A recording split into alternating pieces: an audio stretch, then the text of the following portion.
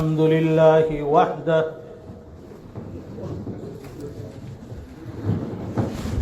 والصلاة والسلام على من لا نبي بعده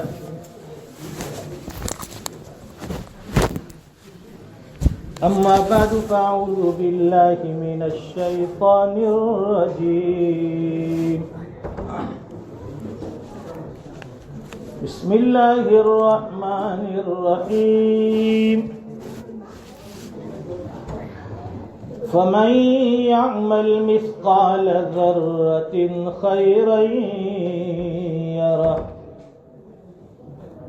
ومن يعمل مثقال ذرة شرا يره صدق الله العظيم.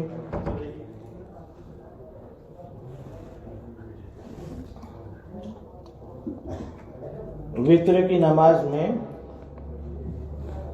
امام محترم حضرت مولانا سلیم صاحب نے سورہ زلزال تلاوت فرمائی.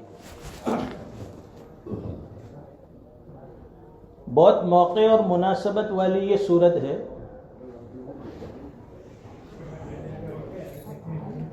چھوٹی سی مختصر سورت میں اللہ تعالیٰ نے بڑے مضامین بیان فرمائے. اسی ایک چھوٹی سی آیت کو لے لیجئے.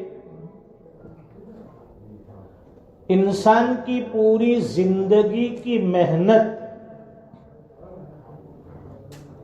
اور پوری زندگی کا خلاصہ اسی ایک قرآن کریم کی آیت میں اللہ نے بیان کر دیا.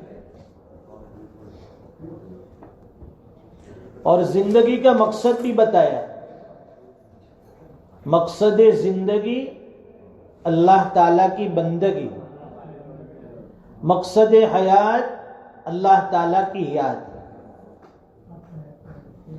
اسی مقصد کو لے کر یہ مسجد آباد ہے.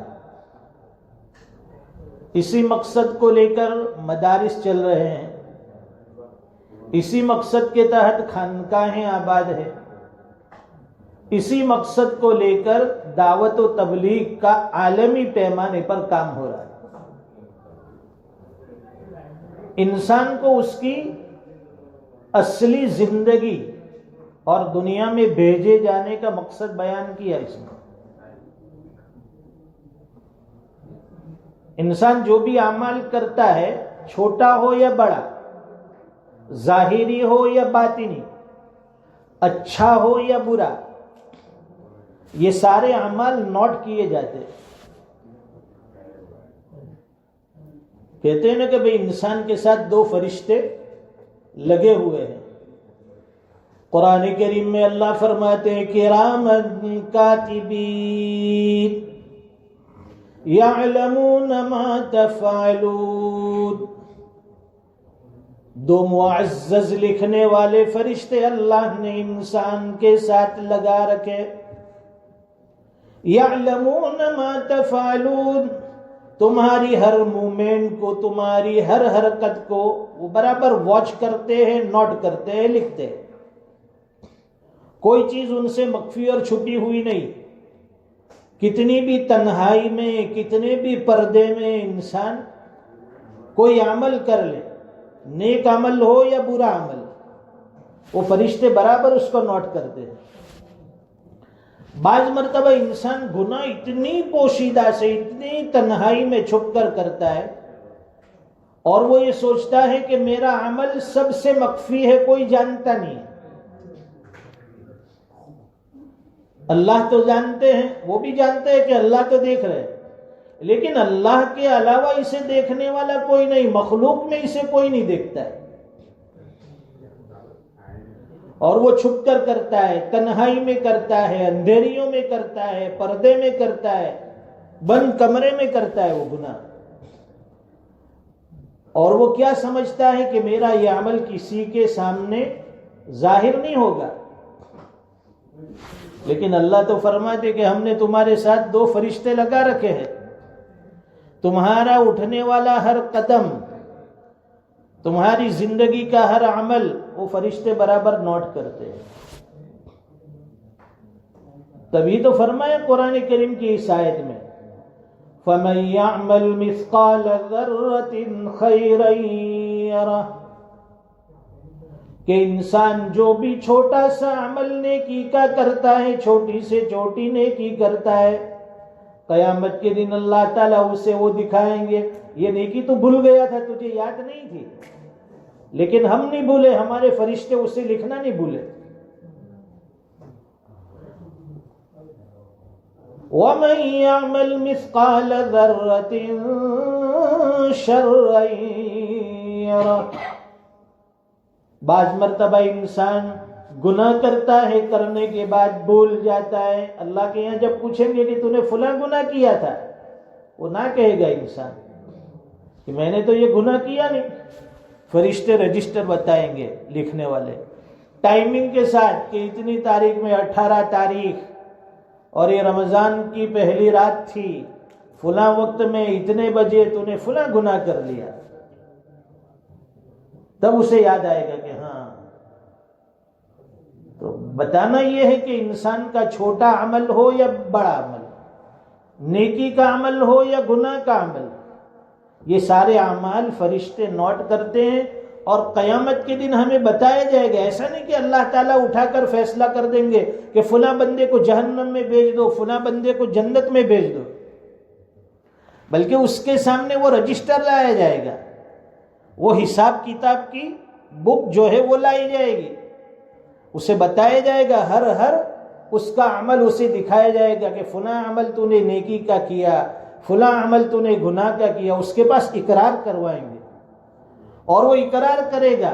جو عمل اس نے گناہ کا کیا ہوگا اس پر وہ اقرار کرے گا کہ ہاں یہ میں نے گناہ کیا تھا، یہ میں نے اللہ کی نافرمانی کی، یہ میں نے معصیت کر لی تھی.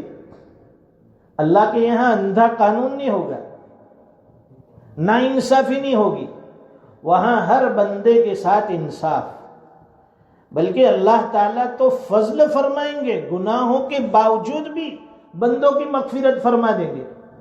ایسا نہیں کہ گناہ گار ہے، گناہ کر لیا، ہمیشہ کے لیے اس کو جہنم میں ڈال دیا.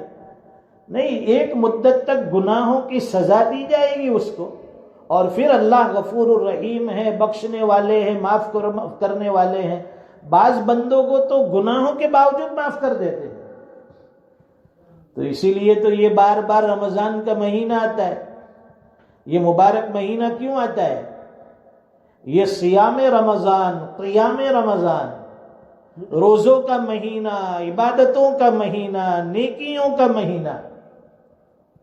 دن میں روزے، رات میں تراویح، 5 وقت کی نمازیں، موقع مل جائے تلاوت قرآن، جب جب موقع ملے تو دعاؤں کا اہتمام، چلتے پھرتے زبان مبارک سے سبحان اللہ، الحمدللہ، اللہ اکبر، استغفر اللہ، درود شریف، تیسرا کلمہ، جو اللہ توفیق دے.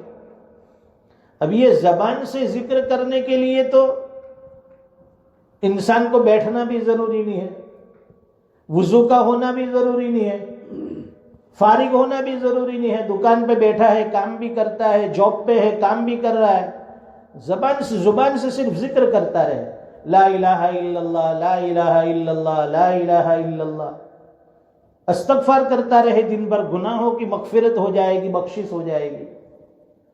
اور یہ رمضان میں ریوارڈ بڑھ جاتا ہے. نیکیوں کا جو بدلہ ہے اللہ تعالیٰ وہ بدلہ انسان کو بڑھا چڑھا کر کئی گنا زیادہ دیتے ہیں. وہ جو سیل لگتا ہے نا، آفر آتا ہے، سیل لگتا ہے کہ بھائی اتنے % یہ ہے، یا پھر 1 پر 1 فری، 1 پر 2 فری، تو آدمی جلدی جلدی خریدتا ہے کہ بھائی 1 لیں گے تو ساتھ میں 2 مفت میں آئیں گے. لیکن وہ یہ سمجھتا نہیں ہے کہ 1 کے پیسے میں 3 کے کاٹ لیے اس نے. وہ کوئی بیوقوف نہیں ہوتے بزنس مین کہ ہمیں 1 خریدیں گے اور 2 فری میں دیں گے. وہ پورا حساب کر کے اس کو لاس نہیں جائے گا، پروفٹ نہیں ہوگا لیکن اسے لاس نہیں جائے گا. اس لیے اتنی پرائز میں 1 چیز رکھی ہے، اس میں 3 دے دیا، اس میں بھی اس کا کچھ نہ کچھ نفع. اللہ کے یہاں جو اسکیم لگتی ہے اس میں اللہ کا تو کوئی فائدہ نہیں ہے، صرف بندوں کا فائدہ ہے. بھائی نفل کا ثواب فرضوں کے برابر، 2 رکعت نفل پڑھیں گے، عام دنوں میں وہی 2 رکعت، لیکن رمضان میں نفل پڑھ لی تو فرضوں کا ثواب.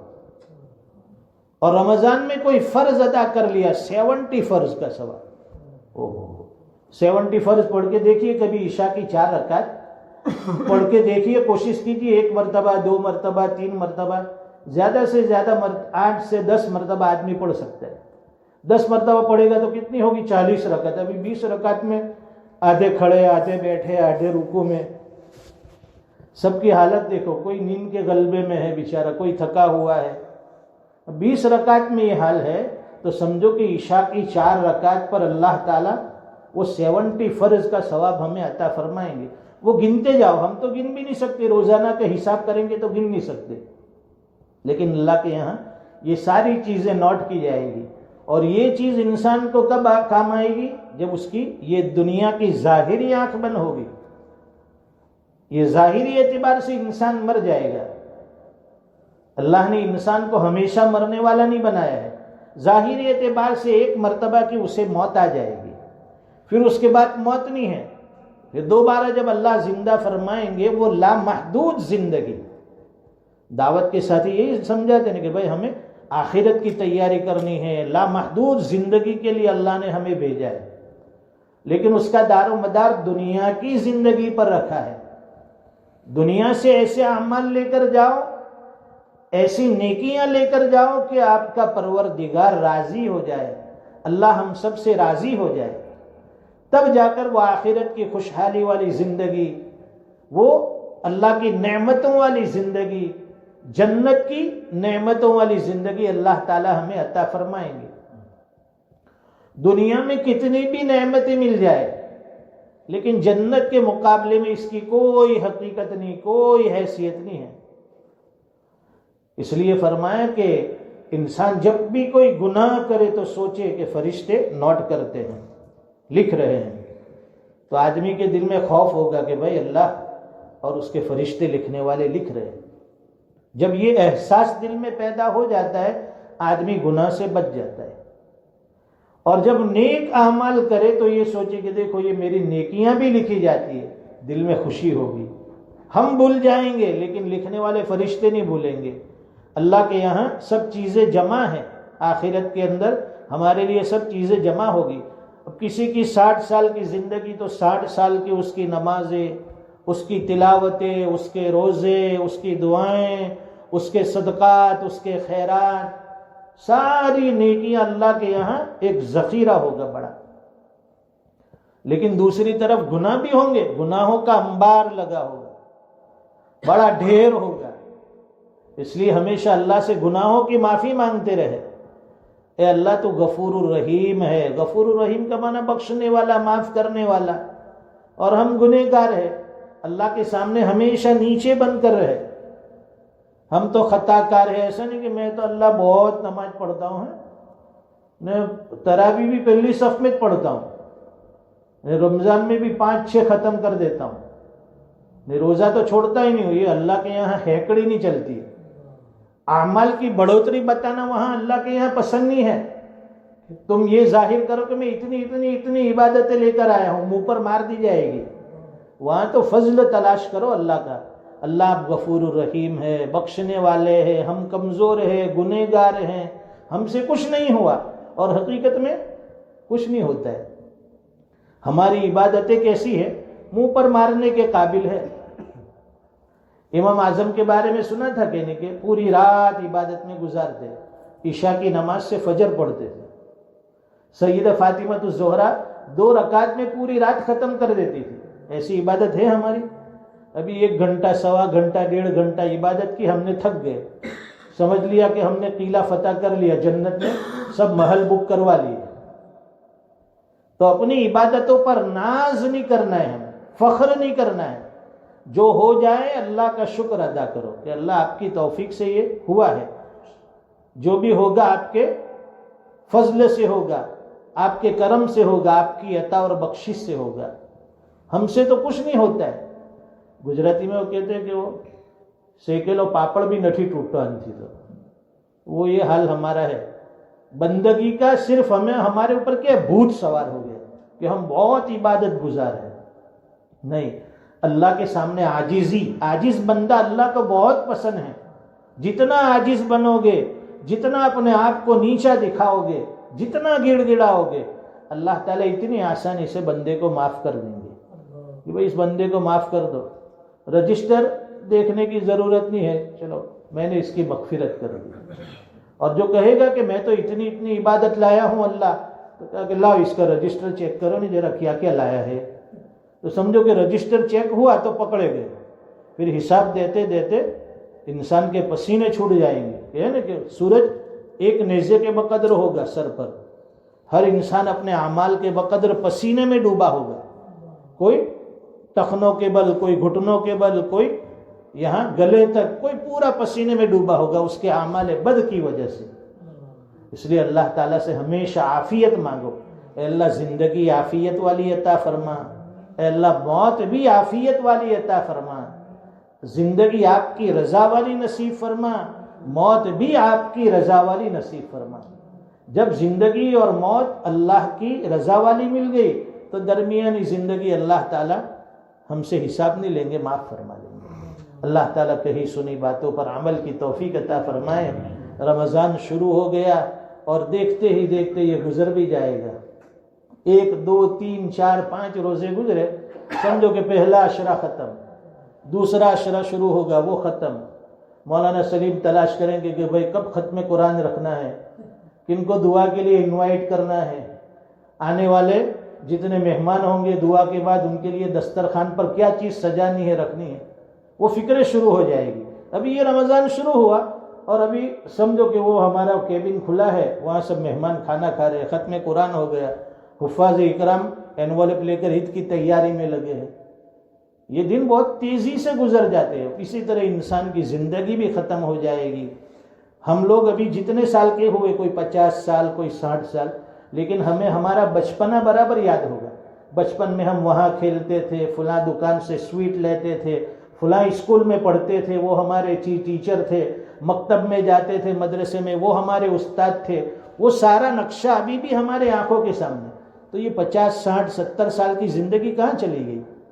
پھر کل اعلان ہو جائے گا کہ فلاں صاحب دنیا میں نہیں رہے، چلے گئے۔ لوگ 3 مرتبہ قل هو اللہ پڑھیں گے، مٹی ڈال دیں گے، منہا خلقناکم وفیہا نعیدکم، وہ انسان اب قیامت تک اپنی قبر میں سویا ہوگا۔ اللہ تعالی ہمیں اعمال صالحہ کی توفیق عطا فرمائے۔ رمضان المبارک ہمیں پھر ایک مرتبہ ملا ہے، اللہ تعالیٰ 100% اس کی قدردانی کی توفیق عطا فرمائے۔